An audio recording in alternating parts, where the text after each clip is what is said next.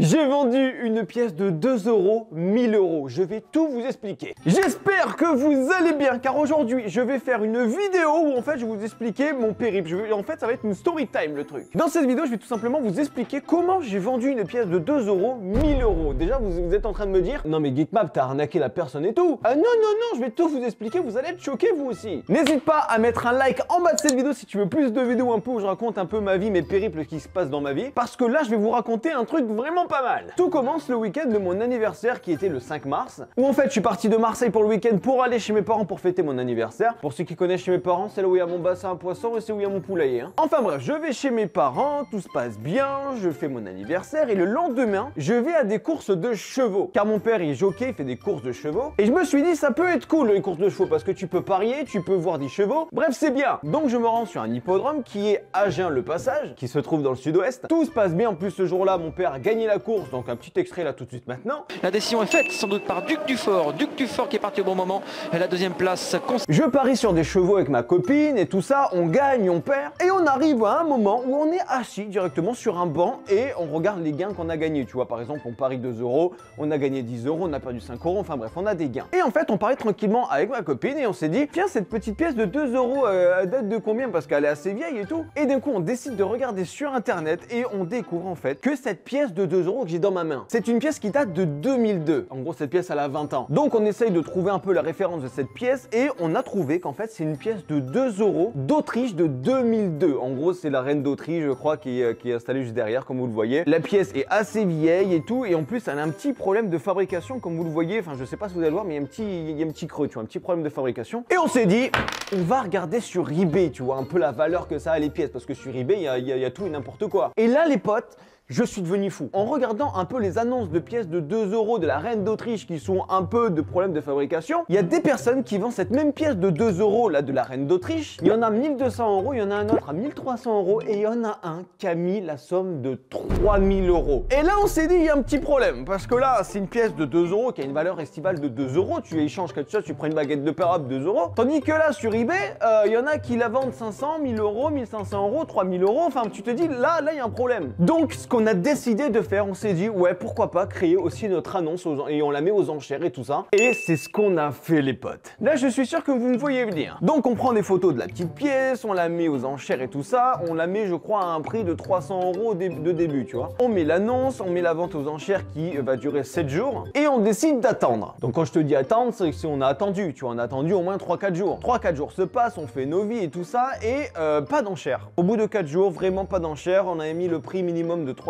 Mais par contre, j'ai vu un petit truc qui était assez sympa, c'est que l'annonce que j'avais publiée avait déjà 20 visiteurs en 4 jours. C'est-à-dire qu'en fait, il y avait un peu de monde qui était intéressé. Tiens d'ailleurs, avant de continuer l'histoire, n'hésitez pas à me marquer en commentaire, est-ce que toi aussi tu as des pièces de monnaie qui sont rares, tu vois, qui ont de la valeur? Si oui, marquez-moi tout ça en commentaire. Bref, reprenons l'histoire. 5 jours se passent et il se passe vraiment rien du tout. Mais, au bout du 6e jour, je reçois un mail. Et en fait, l'objet de ce mail, c'était qu'en fait, une personne avait enrichi sur notre annonce. Donc comme je vous l'ai dit, je l'avais mis à une annonce de 300 € et une personne lambda a enchéri à 350 €. Alors qu'il restait 24 heures avant que les enchères finissent. Donc moi j'étais tout content, je me suis dit déjà, attends, une pièce de 2 €, je la vends 350, c'est plutôt pas mal. Mais les potes, c'est pas fini. Durant ces dernières 24 heures, je commence à recevoir un mail, 2 mails, 3 mails, 4 mails. C'était des enchères.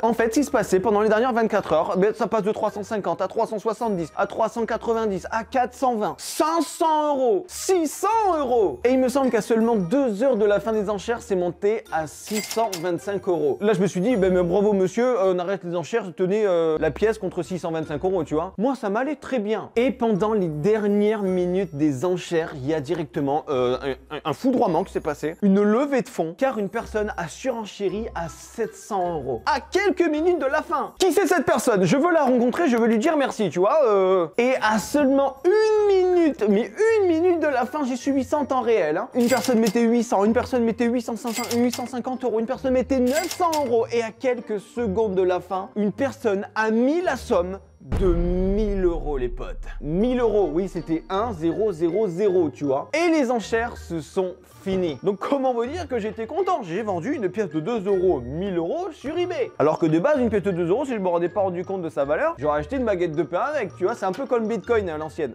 Et pour finir cette histoire, je sais ce que vous allez me dire. Pourquoi tu as toujours cette pièce dans les mains? Car les petits potes, il y a un truc que je ne savais pas un peu sur eBay, c'est qu'en fait il existe beaucoup de personnes qui font des enchères mais qui ne payent pas. Et vous savez quoi? Ça m'est arrivé. Voilà, la personne, à l'instant où j'ai eu l'enchère de 1000 euros, je n'ai plus eu de nouvelles de cette personne. La personne n'existait plus sur eBay. Donc vous vous en doutez bien les petits potes, je n'ai malheureusement pas vendu cette pièce de 2 euros 1000 euros. Mais ça aurait pu. Et je te cache pas que moi j'étais dégoûté. Hein. Du coup, ce que j'ai décidé de faire, c'est de remettre directement une annonce aux enchères avec cette pièce de 2 euros et l'annonce, je vous l'aurai directement en description de cette vidéo. Comme ça, si vous souhaitez, vous pourrez enchérir directement sur cette pièce de 2 euros. Je la mettrai à 10 euros dès le début. Et à la fin de cette enchère, la somme qui sera récoltée sera reversée à une association de votre choix. Donc n'hésitez pas à me marquer en commentaire des associations que vous connaissez. Si jamais cette vente aboutit à une petite somme assez sympathique, c'est avec plaisir. Et aussi, n'hésitez pas à me dire en commentaire si tu as des objets de valeur et si oui, dis-moi en commentaire quel est ton objet de valeur que tu as chez toi. Que ça soit une pièce, une vieille console de jeu, un vieux téléphone ou même des antiquités. Dis-moi tout ça en commentaire, je le likerai tous vos commentaires. Est-ce que c'est bon pour vous? Je like tous vos commentaires. Et puis voilà les petits potes, c'était une petite histoire que je voulais vous raconter. N'hésitez pas à lâcher un like en bas de cette vidéo pour clairement me réconforter de ne pas avoir gagné 1000 euros avec une pièce de 2 euros.